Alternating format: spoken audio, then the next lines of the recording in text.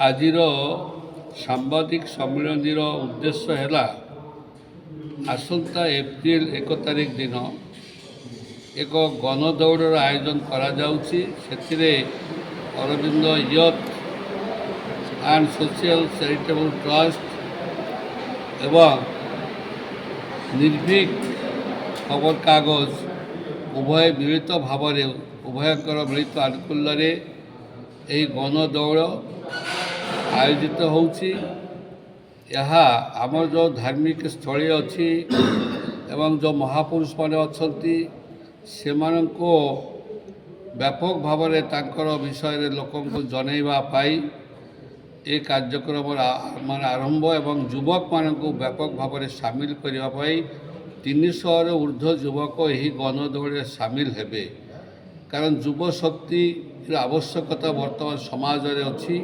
ସମାଜକୁ ଆଗକୁ ନେବାକୁ ହେଲେ, ଦେଶକୁ ଆଗକୁ ନେବାକୁ ହେଲେ ଯୁବ ଶକ୍ତିର ବିଶେଷ ପ୍ରୟୋଜନ। ସେଥିପାଇଁ ସେମାନଙ୍କ ଦ୍ୱାରା ଜୀବନ ରକ୍ଷା ହୋଇପାରିବ। ଯେମିତି ବ୍ଲଡ଼ ଡୋନେସନ୍ କ୍ୟାମ୍ପ, ସେମାନଙ୍କ ଦ୍ୱାରା ଏକ ନିଶାମୁକ୍ତ ସମାଜ ତିଆରି ହୋଇପାରିବ। ସେମାନଙ୍କ ଦ୍ୱାରା ବୃକ୍ଷରୋପଣ ହୋଇପାରିବ। ସେମାନଙ୍କ ଦ୍ୱାରା ଶିକ୍ଷାର ନୈତିକ ଶିକ୍ଷାର ପ୍ରଚଳନ ହୋଇପାରିବ। ସେଥିପାଇଁ ବାଳକାଟିର ସଙ୍ଗୀତଜ୍ଞ ସୁଧାକର ବାଳକୃଷ୍ଣ ଦାସଙ୍କର ପ୍ରତିମୂର୍ତ୍ତି ଠାରୁ ଆରମ୍ଭ କରି 64 ଯୋଗିନୀ ମହାମାୟା ସ୍ଥାନ ପର୍ଯ୍ୟନ୍ତ ଏହି ଯୁବକମାନେ ଗଣଦୌଡ଼ରେ ଯିବେ ଏବଂ ବିଶେଷ କରି ଯେଉଁମାନେ ଫାଷ୍ଟ ହେବେ, ଯିଏ ଫାଷ୍ଟ ହେବ ତାକୁ 10,000 ଟଙ୍କା ମିଳିବ, ସେକେଣ୍ଡକୁ ମିଳିବ 7,000, ଥାର୍ଡ଼ ହେବ 5,000 ଏବଂ ଯିଏ ଫୋର୍ଥ ହେବ ତାକୁ 3,000।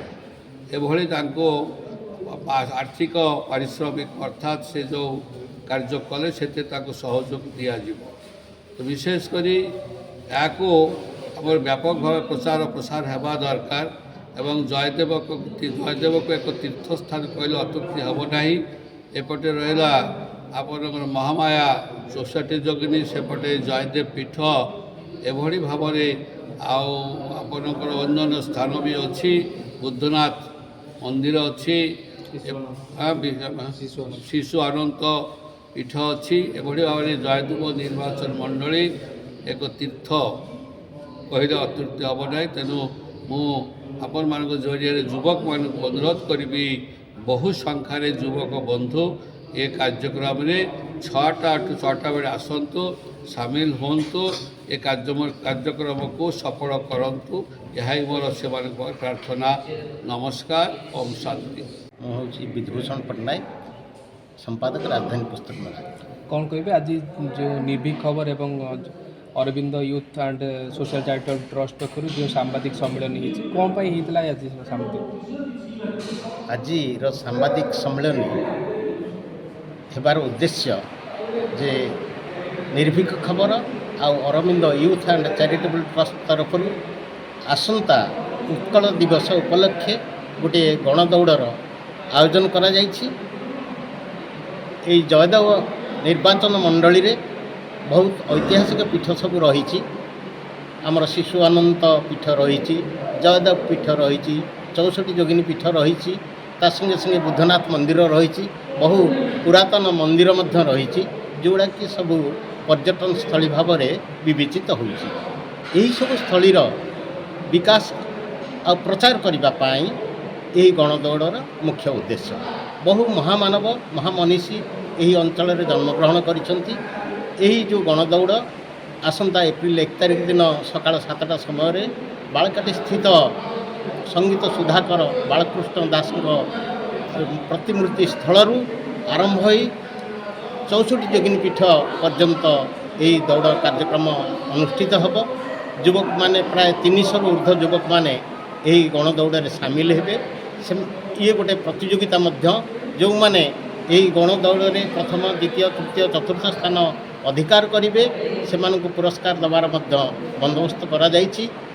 ଏହି ଯୁବକମାନେ ହେଉଛନ୍ତି ଦେଶର ଭବିଷ୍ୟତ। ସେମାନେ ଆହୁରି କ୍ରିୟାଶୀଳ ହେବା ଦରକାର। ସେମାନେ ଏ ଅଞ୍ଚଳର ସମସ୍ତ ଧାର୍ମିକ ପୀଠ ବିଷୟରେ ଜାଣିବା ଦରକାର, ମହାପୁରୁଷମାନଙ୍କ ବିଷୟରେ ଜାଣିବା ଦରକାର। ତାହାକୁ ସେମାନେ ପ୍ରଚାର ପ୍ରସାର କରିବା ଦରକାର। ଆଉ ସେହି ମହାପୁରୁଷଙ୍କ ଭଳି ନିଜେ ହେବାର ଦରକାର। ତେଣୁ ଏହି ଉଦ୍ଦେଶ୍ୟ ନେଇ ଏହି ଦୁଇଟି ଅନୁଷ୍ଠାନ ତରଫରୁ ଏହି ଗଣଦୌଡ଼ର ଆୟୋଜନ କରାଯାଇଛି। ସାମ୍ବାଦିକ ବନ୍ଧୁମାନଙ୍କୁ ମୁଁ ସ୍ୱାଗତ କରୁଛି।